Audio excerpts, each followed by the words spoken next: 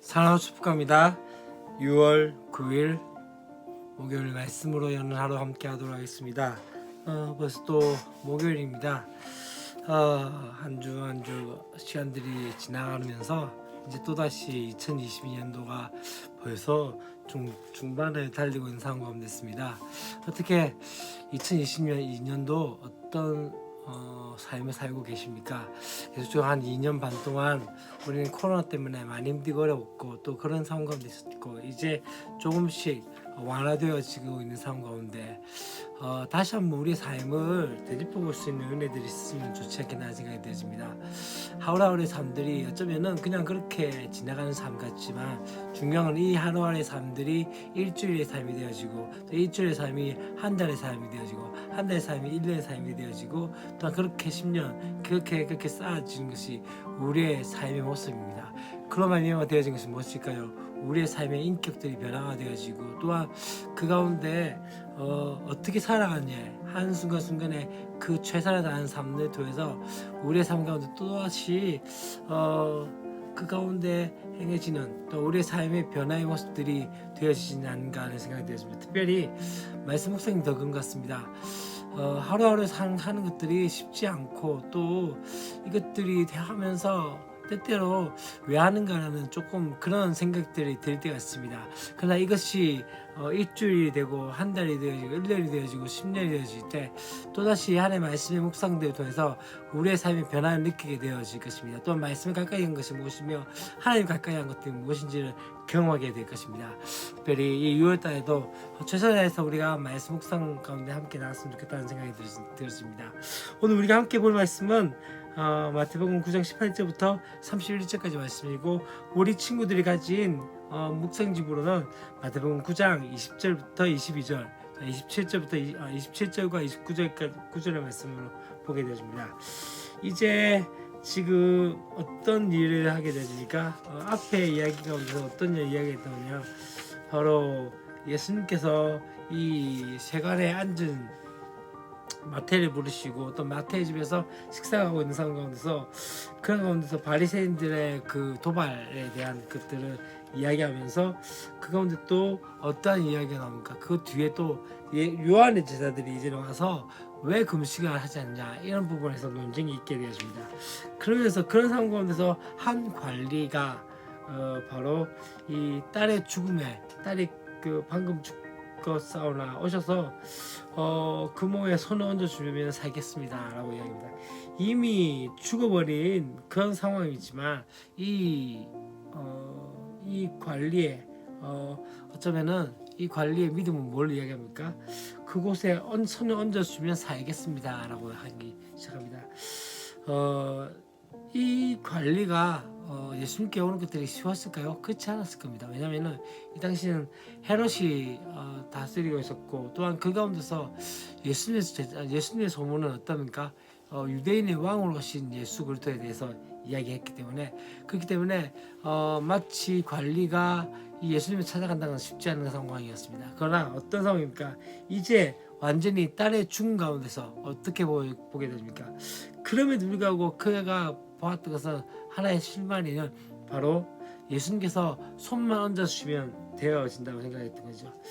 그래서 예수님께서 따라가고 제자들도 같이 가는 상황 가운데서 12해 동안에 혈루증 앓은 그 여자가 바로 예수님의 겉옷가를 만지기 시작합니다. 왜냐하면 그 여인의 믿음은 무엇입니까? 예수님의 겉옷만 만져도 구원을 받을 것이다. 다시 말하면 병이 나을 수 있게 될 것이라고 생각을 했던 거죠.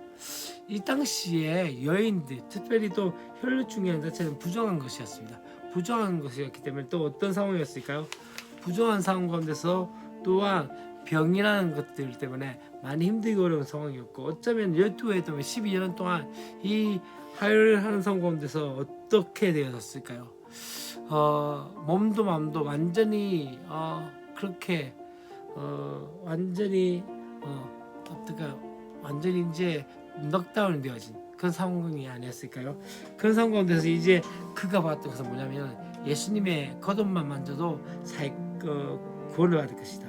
병이 나을 것이라고 생각을 하기 시작하죠. 그런 가운데서 어떻게 되어집니까? 바로 그렇게 치료받는 그 역사들을 보게 되어집니다. 근데 그 다음에 어떻게 되어집니까? 이제 바로 관리의 집에 딱 갔으니까 피리 부는 자, 여기서 피리 부는다는 자는 고글하고 피리 불고 떠드는 것들은 무엇입니까? 이제 완전히 장례를 치르고자 하는 상황 가운데 되어졌던 것을 보게 되집니다. 그때 예수님께서 어떻게 하십니까? 이 소녀가 죽은 것이 아니라 잔다라고 할 때 모든 사람들이 비웃기 시작하죠. 그 가운데서 이제 예수께서 어떻게 하십니까? 이 무리를 내보내시고 난 다음에 예수께서 들어가셔서 이 여인의, 이 소녀의 손을 잡으시며 일어나게 되셨다는 거죠. 참 여기서도 중요한 한 가지의 모습들이 있습니다. 바로 손길, 주님의 손길을 통해서 그렇게 되어졌음에 대해서 지금 이 당시에 또 전에 이야기했던 것처럼 나병이나 또 시체에는 가까이 해서는 안 될 상황이었습니다.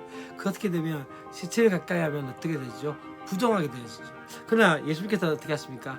이 시체에 곧 소녀의 그 몸에 손을 얹으실 때 어떻게 손을 잡고 일으키는 순간에 어떻게 됩니까?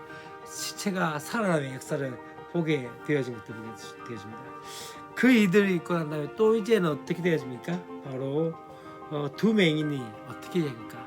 다윗의 자손이에요 라고 하는 이야기를 하게 되십니다.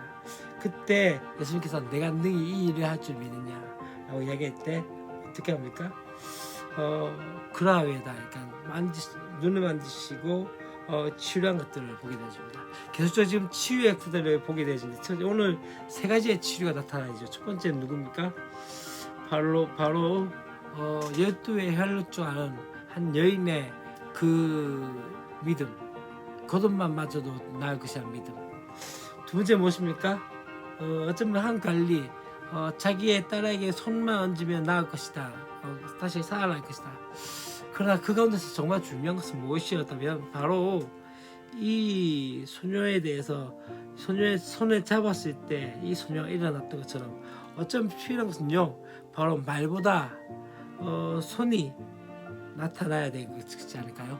우리는 말로서 모든 것이 행하고자 하지만 주님께서 어떻게 했습니까? 직접적으로 행하심을 통해서 또한 그 가운데서 바로 주님께서 그 손길 약한 사람들의 불쌍한 마음도 보호해 주시며 또 그렇게 일으키셨던 것처럼 바로 그렇게 행하셨다는 것을 보게 되십니다. 세 번째 무엇입니까? 두 맹인의 믿음. 다윗의 자손 무엇입니까? 곧 이 땅에 메시아로 오실 분이 바로 다윗의 자손인데 이 맹인들은 예수 그리스도를 무엇으로 보기 시작합니까? 메시아로 보기 시작했던 것이죠. 그로 인해서 주님께서 하셨던 것은 무엇입니까? 내가 능히 이 일을 할 줄 믿느냐. 그때 그들 가운데 어떻게 합니까? 믿음. 오늘 특별히 이 세 사람에 대한 부분에서 계속적으로 이야기한 것은 무엇입니까? 믿음입니다. 때때로 우리 가운데 이 믿음이라는 것들, 필요한 것들을 다시 한번 바라보면서 특별히 이 믿음이 우리 가운데 있는지 다시 한번 생각해보며 다시 한번 우리의 믿음을 점검해 볼 수 있는 저 여러분이 되었으면 좋겠습니다. 사랑하고 축복합니다. 내일 또 함께 뵙겠습니다. 안녕.